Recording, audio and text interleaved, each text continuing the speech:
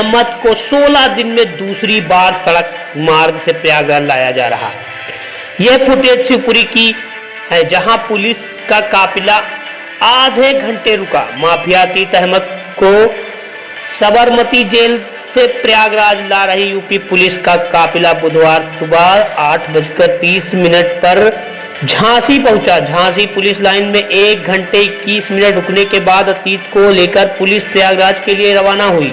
दोपहर 3 से 4 बजे के बीच प्रयागराज पहुंचने की उम्मीद है, जिससे पहले शिवपुरी में पुलिस का काफिला करीब आधा घंटा रुका। अतीत ने यहां मीडिया से कहा कि आपकी वजह से मैं सुरक्षित हूं, मैंने वहां से कोई फोन नहीं किया, वहां पर जैमर लगे हुए हैं, मैंने जेल से कोई साजिश नहीं रची।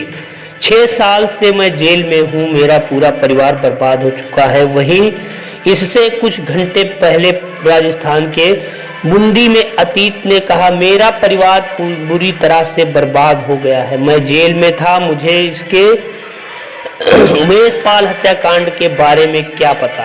कोई सवाल कह रहा था कि माफियागिरी समाप्त हो गई, तो मैं बताना चाहता हूं माफियागिरी तो पहले ही समाप्त हो गई है, अब तो रगड़ा जा रहा हूं। अतीत के साथ ही बरेली जेल में बंद उसके भाई अशरफ को भी उमेश पाल हत्याकांड में पुलिस प्रयागराज लाएगी।